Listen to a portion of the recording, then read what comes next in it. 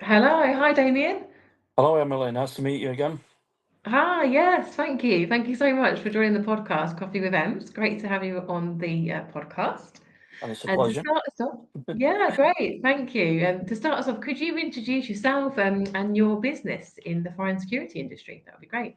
Yes, sure. So, my name is Damian Symonds. I'm the Managing Director of First Look Fire and Security Systems Limited in Lancashire. Nice, brilliant. No, that's great. And how did you get into the fire and security industry? That's quite a funny story, isn't it? How did you first get into fire and security? Yeah, so I first got into the fire and security industry back in 2008. I was invited to a barbecue with a Yeah. couple of friends and family and stuff. And yeah, I asked the opportunity about, getting into security and fire. And then the Yeah. person that was hosting the barbecue basically put a recommendation into to my previous company, Protec, Oh, which were back in 2008. And then about 2 weeks later, I got invited to come along for a job interview, as you would. Job interview went very successful. They offered me a position within the company to start learning the industry as a trainee. Um, so yeah, about 2 weeks later, I was wearing their uniform, and that's pretty much where no. my main career started, really. Great. Yeah, it's always interesting to see hear how people join the industry, like you say. So was it a friend or a friend of a friend at the barbecue that you heard about the opportunity? Yeah, yeah. And also you've Yeah. got your own business in the field now. So what sort of motivated you to have your own business, would you say? Um, I thought about it for quite a couple of years. About maybe just going off on my own little adventure and just trying to see what I can build up myself, really. So, first started off as a sole trader, so it was just myself. Yeah. Um, I'd no financial backing at all. Had no savings. It were pretty much, just get the things, get things moving. I remember we had to borrow some personal credit to be able to purchase various materials and access equipment and stuff. I used my own personal car, put a roof rack on it and basically started building up my small client base, really, which was mainly in domestic and the retail sector. Um, so I did that for about 12 months before being offered quite a lot of opportunities over in Leeds to take on some quite large contracts through various companies. So, as well as being a subcontractor, I was also building up my own little foundation as well with the business. Did that for probably the first 2, 3 years, I would say, before then realizing that the network that I started to build and meeting, big clients in the construction industry, such as Waits Construction, as big as them, building that relationship up with them has then enabled me to take on more engineers to support the size projects I was dealing with. And Fantastic. yeah, basically, yeah, it's moved up from there, really. Great. It sounds like you really made things happen, very proactive, and you've gone from strength to strength. So the structure of the team now, when you have a number of you're saying subcontractors, how many roughly would you be, hiring at any one time, would you say? What's your sort of pool of people that you work with? It's Um, quite a so big basically, setup. we have four staff members, including myself. We're up to about Mm. 30 subcontractors, what we use across our projects across the whole of England. We don't just focus on the northwest area. We do branch out quite far, really, as Mm. far as London and all across Mm. Yorkshire. We're always considering taking on, more engineers. We bring in apprentices and stuff like that, which we do have a recruitment stage, what we deal with at the minute. That Mm. can be quite challenging, but yeah, we're always looking at opportunities to increase our capacity, what we've got. That's always a good thing to do, isn't it? Because of the shortage, to have the ability to train people up and, breed your own is Yeah, always a fantastic thing to do. Did a previous podcast with Dave at Skills for Security, Yeah. And that's really solving that skills gap. So the services that you offer, what are the different types of services that you offer within fire and security, just to get an idea of the sort of projects or contracts that you do? So basically, we offer whether it's a small project, like a small retail shop, to large construction sites, which we've delivered already. We deal with any different sizes. It doesn't matter to me whether it's a small customer or a big customer. They're all as important as each other, really. Yeah, I like Um, that approach, yeah. And some of the key clients that you mentioned, so construction, is that a big part of what you do, would you say, on some of the larger projects that you work on? Yeah, we still do with a lot of Mm. large projects and that. So, like I said, we delivered recently. We Waits Construction, a lot of M&E contracts across Lancashire and Lincolnshire, which we delivered early on in the year. We're on with various projects at the minute now, which we're currently handing over these coming weeks. We've got some pretty large projects that are coming up. Hopefully in the next couple of weeks we'll get full confirmation. That so, yeah, every week this project's coming in all the time. It's really exciting. Yeah, it's obviously there's something that Mhm. you're doing right there. I mean, what do you think is the secret to your success and as to why you're getting that, continued work coming in? I think just delivering a good project, Mm. quality, trying to be competitive with other companies within the market, trying to be competitive on price, which is very difficult at the minute. It's such a huge challenge out there to make yourself competitive and available. Really, Yeah, it yeah. is a massive challenge at the minute. Excellent, yeah. And are there any sort of big successes that you'd like to share? Perhaps some of the proudest moments or some examples, some of the perhaps your favorite contracts or projects that you've worked on? Yeah, so obviously, like I said, I value all our projects, what we've delivered over the last 5 years now. We just recently celebrated 5 years in the business as First Look Fire and Security. Uh, you know, and we went for the Red Rose Award as well, to try Oh, I and saw that, you yeah. know yeah, to try and recognise, obviously, what the commitment we've give to the industry, and the achievements that we're trying to get. And Red Rose were obviously, a fantastic opportunity to obviously let people know that who we are and that we exist. What And that, Red yeah, Rose that's Award? probably, yeah, it's one of my proudest moments, Yeah, definitely. Yeah, nice. never in all these years did I ever think I'd be sat there sitting there for an opportunity to collect an award. You won the You award, know, yeah. Nice, no- congratulations.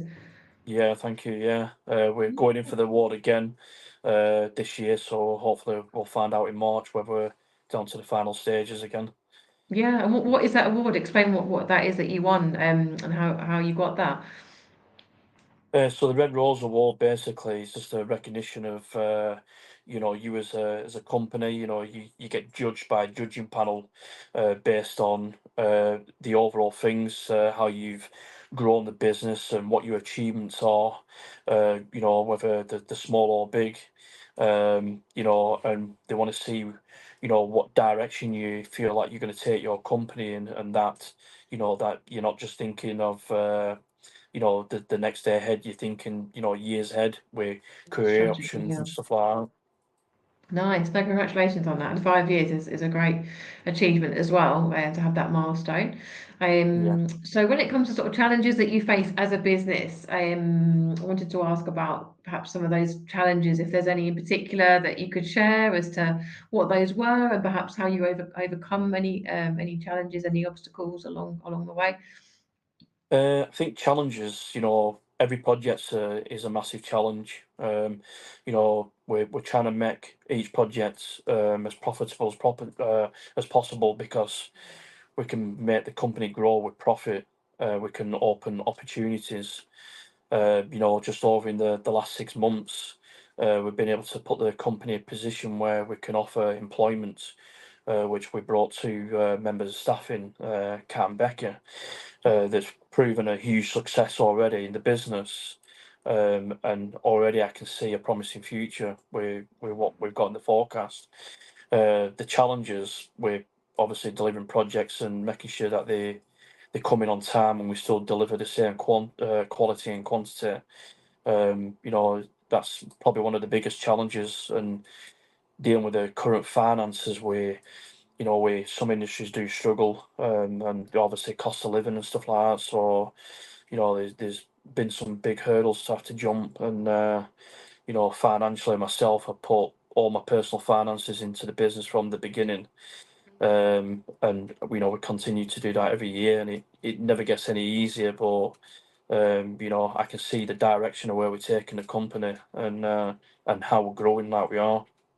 It's very positive. Yeah, like you say, you've got the, you know, those employees now. You've got that support network which is growing and growing to support, you know, yourself, you know, the business and its growth. So, Yeah. yeah, no, that sounds fantastic. Okay, so I mean, where do you see the business heading? Would you say in the next sort of 5 to 10 years? Of Um, any of your yeah, strategy forecast? we have a lot of strategies at the minute. So recently, I opened up a second company, which is a sister company, Hmm. which is First Look Fire and Security Solutions Limited. We basically created that as a wholesale company, which internally charges to the main installation company, but also we are open to the public. Not everybody needs to have a trade account with like you do with most suppliers. We do offer that product to the open public, so they can come in and purchase whatever they need, just to make things just that little bit more easier for them. Yeah, so obviously, you know, that's opened up another avenue with the business. You know, and we're having all these meetings. I think there was an exhibition event on in Manchester today, which two of my colleagues attended, Oh yeah, just yeah. to do the bit of business networking like we like to do. Nice. Yeah, no, Um, that's great for networking. What is that business called again? Sorry, the product side. so are you on about the other company? Yeah, yeah, Yeah, yeah. yeah.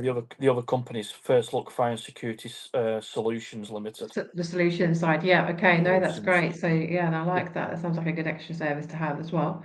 Yeah. So when it comes to I was wondering around sort of technology wise, are you seeing any trends as to sort of what technologies, you know, you're working with or what clients want to work with? What is quite, you know, what you think is quite popular at the moment? One of the things that stands out with us at the minute is emergency lighting. So we Oh yeah. like to offer not just the fire and security side, but obviously we deal with the emergency lighting with our current service and maintenance contracts. We recently set up a business partnership with one of our local companies that basically offer um, a huge integration with emergency lighting, where you're able to maintain service the system basically from an office space rather than being out on site, which obviously Mhm. lowers a lot of service costs, which all companies out there are looking to try and reduce. Yeah, that's sort of cost So saving, isn't it? So they manage that all remotely, do they? Then they can manage it all yeah, on one piece of software. yeah, yeah, it's Mm. amazing technology what they have put in place and that. So we've been educating ourselves as a company because we need to know how the system works and the software and its operations, because then we can promote that as our business ourselves and push that into the market as well.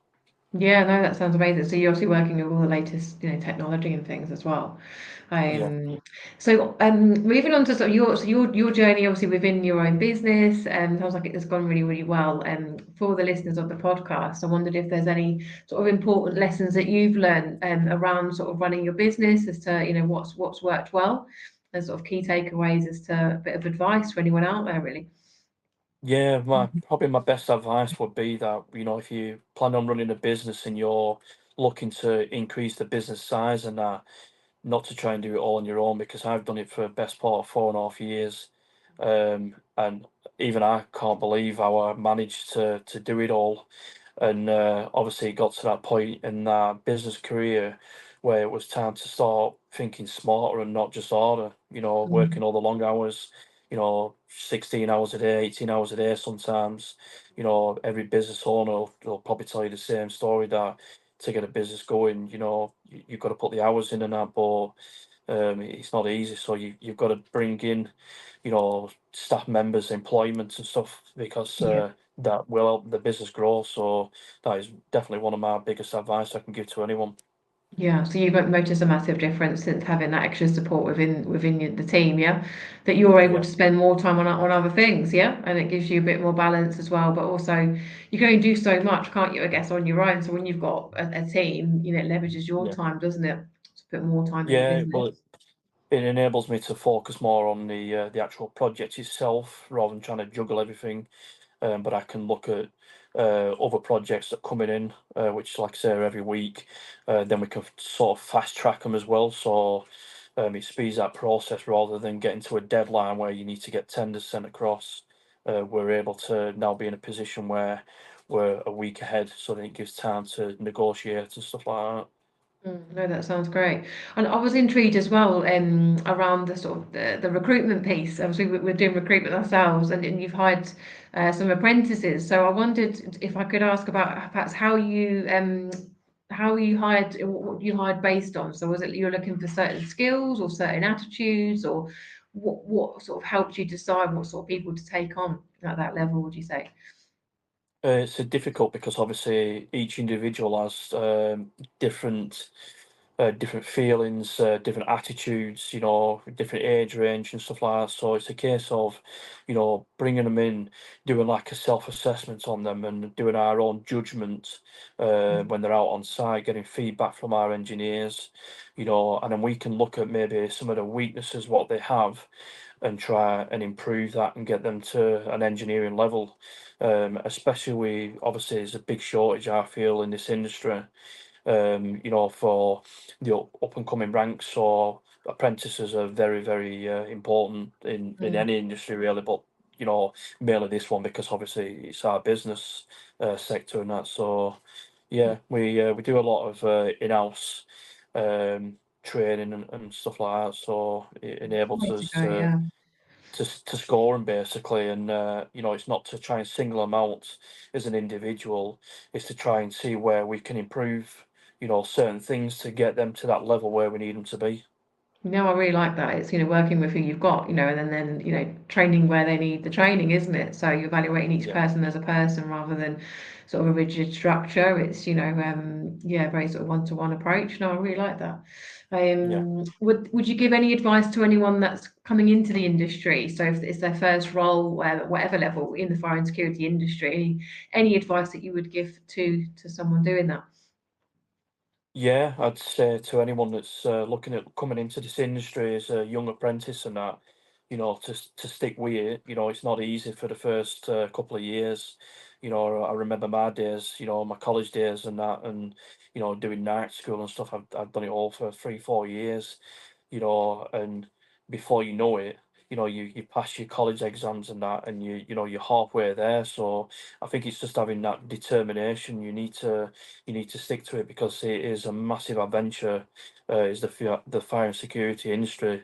You know, you could be on any projects. I've been on them all: hospitals, football stadiums, Coronation Street. You know, I've done them all. You? You know, No yeah, I way. have. Yeah, That's pretty cool. Yeah, yeah, that is exciting, isn't it? yeah, And it's such a variety, isn't it, of different sites that you work at. yeah, But yeah, always learning, right? So always learning new technology and it's always changing as well, I guess, isn't it? yeah. Every day is a school day, as they say. Yeah. Well, hoping this podcast will help with that, encouraging people Yeah, to look at fire and security as a career. We're doing an exhibition in the month, 23rd, 24th in Milton Keynes, the new right. Santander building, and that's the first day is women in STEM. So it's encouraging like, women to come into the industry, and then the second day is more so for schools in the local area. So Yeah. to really like, educate from, from the schools that fire and security is a career because otherwise you don't really hear about it. I certainly No, you didn't hear don't. about it when I was at school. So No, I didn't, to be honest with you. I mean, I dealt with electronics and art education in school and stuff, but yeah, it was never really discussed about the fire and security industry. So, yeah, I feel like the more that it can be advertised out there and put into colleges and stuff like that. The It's more getting more people and are more aware that, technical now, isn't it? Like it's more and more yeah, IT focused, wouldn't you say? Like the networking side and like cyber security. So yeah, it's becoming a lot more IT focused as well, isn't it? yeah, Mm, yeah, yeah, brilliant. it is.